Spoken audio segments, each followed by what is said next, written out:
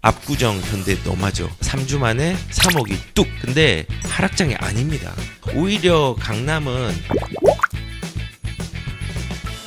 지금 하락에 대한 공포들을 많이 가지고 있는데, 지금 언론에서 타겟팅을 또 하고 있는 게 뭐냐면은 강남이 드디어 가격들이 떨어지기 시작했다. 저번 주부터 나오기 시작했어요. 이제 큰일 났다. 첫 번째 형님인 압구정부터 서서히 빠지기 시작했다. 이제 이런 얘기가 나오는 거예요. 근데 지금은 강남은요, 하락장이 아닙니다. 오히려 강남은 거래량은 더 줄어들겠지만 가격들은 아직까지도 올라갈 수 있는 여지들이 충분히 남아있다고 생각합니다. 제가 강남이 하락장이 아니란 얘기를 하는 이유가, 일단은 신문에서 이런 얘기가 나왔습니다. 31억 하던 도곡 렉스 30평이 16억 무슨 일인가 라고 하면요, 되게 공포스럽죠. 실제적으로 16억이 떨어졌습니다. 그러면 다들 예상하시는 것처럼 직거래입니다. 여기 보시면은 도곡렉슬이 직거래로 이루어졌죠. 근데 다만 이 직거래는요, 가족 간의 거래는 아니었습니다. 지금 보시면은 예전에 가격 최고가가 2021년도 9월 달에 32억, 그 다음에 28억, 31억, 31억 하다가 16억으로 뚝 떨어졌어요. 아니, 지금 이 15억씩 가격이 떨어질 수 있는가라고 생각을 할 수 있는데, 만약에 이거를 가족 간에 거래를 했다고 하면요, 이거는 무조건 세무조사 대상입니다. 세무조사 대상인데 가족 간의 거래는 아니었어요. 근데 사람들은 이거 보고 하락했다 라고 얘기를 하겠죠. 근데 이 도곡렉슬의 진실은 뭐냐면요, 이게 압류 물건이었어요. 그러니까 2020년도쯤에 주택을 처분을 하려고 했는데, 처분을 하는 과정에서 여기에 가처분 신청권도 한계가 있고 가압류권도 한계가 있고, 그 다음에 뭐 압류권도 3건이 있으면서 매매가 원래는 2000년도부터에 빨리 이루어져야 되고 가격들이 어느 정도 결정된 상태에서 계속 지연이 되고 있었던 거예요. 그러면서 지금 이번에 거래가 된 게 16억이었어요. 그러니까 이거는 일반 거래가 아니라 특수거래예요. 특수거래. 그런데 도곡렉스는 30평 이 16억이 되었다. 30이라는 게 이제 하락 때문에 이제 매수세가 위축된 걸로 풀이되고 있다. 아닙니다. 그러면 이번 주 얘기로 이제 돌아오겠습니다. 이번 주 얘기로 돌아오면은 이제 이런 게 있었습니다. 강남 맏형, 압구정 현대 너마저 3주 만에 3억이 뚝. 무섭죠? 진짜 이슈 끌긴 되게 좋습니다. 근데 우선은 저는 지금 어떤 생각을 하면 3억 정도면은 가격은 빠진 건 아니에요. 근데 뭐 그걸 얘기를 하고자 하는 건 아닌데, 그 전 거래가 58억이었는데 이번에 거래가 된 게 55억이라는 거예요. 그러면서 3억이 떨어졌다는 거예요. 근데 이 3억이 떨어진 게 사실은 아무것도 아닌 게 뭐냐면은, 이거 억 단위를 조금은 이제 줄여보는 거예요. 58억이 아니라 5억 8천으로 고치고, 그 다음에 이거를 55억짜리를 5억 5천으로 고쳐보세요. 5억 8천에서 5억 5천으로 떨어진 거, 이게 많이 떨어진 건가요? 3천만 원?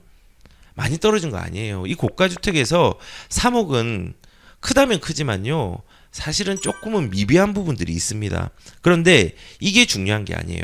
지금 이 압구정 현대아파트는요, 특별한 거래가 이루어졌습니다. 지금 보는 것처럼 매매가가 55억이고 최고가가 58억이잖아요. 3억이 떨어진 게 맞네? 라고 이제 생각을 할 수는 있겠죠. 근데 이거는 착시 현상입니다. 이거는요, 가격 하락이 아닙니다. 이게 거래의 착시가 일어났습니다. 이게 뭐냐면, 우리가 강남 같은 압구정 같은 경우는 토지거래 허가구역이 지정이 되어 있잖아요. 근데 이 토지거래 허가구역을 이제 신청하는 과정이 지금 압구정에 있거든요. 그래서 실거주를 하기 위해서 이거 토지거래 허가구역 신청 과정에서 55억짜리가 거래가 먼저 일어났어요. 사실은 55억짜리 거래가 먼저 일어났는데, 토지거래 허가구역 신청 과정에서 이 55억짜리 거래보다 58억짜리 거래가 본계약을 먼저 썼어요. 이게 무슨 말이냐면요, 실제적으로 거래는 55억짜리가 먼저 일어났는데 58억짜리가 거래가 더 늦게 일어난 거예요. 근데 토지거래 허가구역으로 신청하다 보니까는 이게 본계약들이 바뀐 거예요.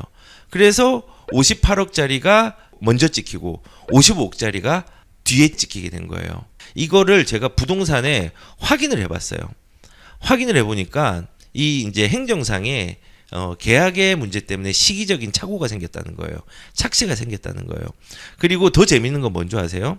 이 55억짜리 집을 살려고 했던 사람이 이 55억짜리를 못 산 거예요. 그래서 이걸 뺏긴 거죠. 그래서 이 58억짜리를 산 거예요. 그러니까는 이 사람이 더 늦게 거래가 된 거예요. 무슨 말인지 이해가 되시겠죠? 그래서 제가 다시 말씀드리면요. 3억이 떨어졌다는데 아니라는 거예요. 실질적으로 가격이 빠지지 않았습니다. 이거를 좀 아셔야 돼요. 아셔야 돼요. 그리고 사실은 압구정 현대도 현대지만요. 강남의 하락, 압구정 현대 방금 얘기했죠. 도곡의 타워 팰리스, 개포 레미안 블레스티지 이것도 강남도 하락을 하고 있다. 이제 큰일 났다라고 얘기를 하고 있습니다. 그런데 여기서 실제로 억대 하락이 일어났을까요? 네, 일어났습니다.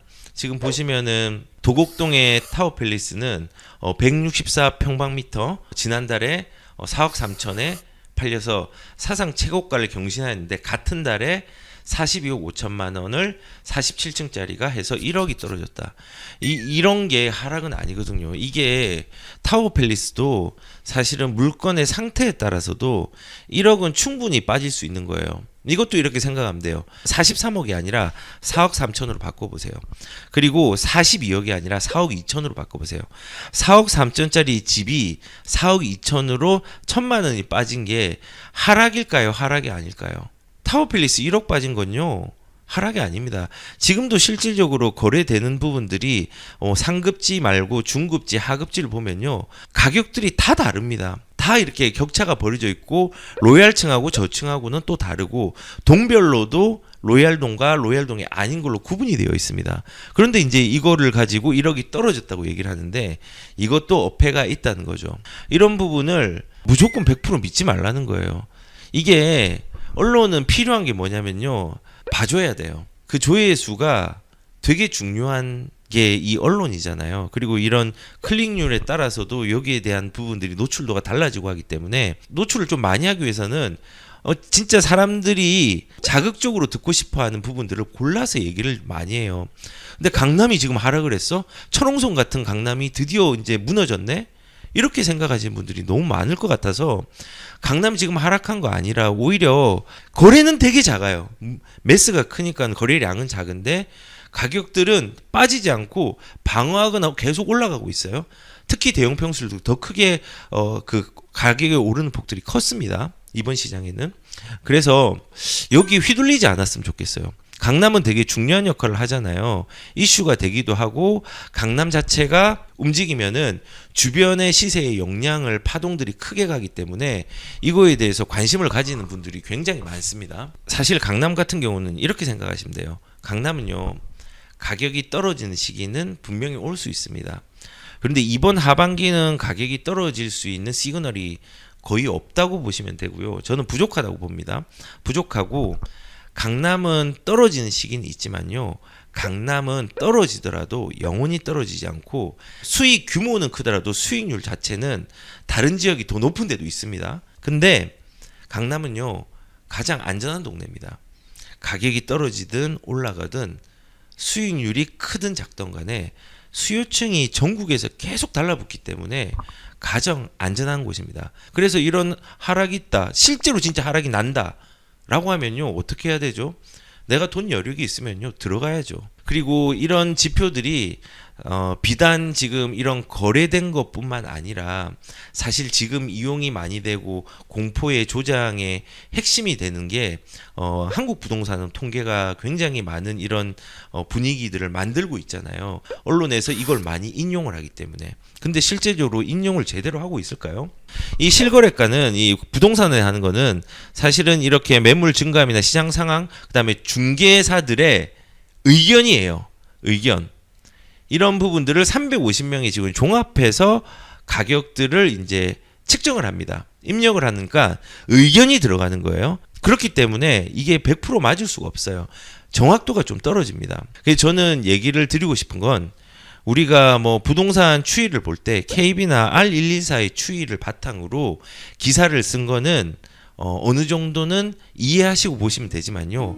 한국 부동산에서 뭐 지금 뭐 정권이 바뀌었다고 하더라도 아직 특별히 변한 게 없기 때문에 이 부분들은 우리가 필터링을 해서 보시는 게 분명히 맞다라는 생각이 듭니다.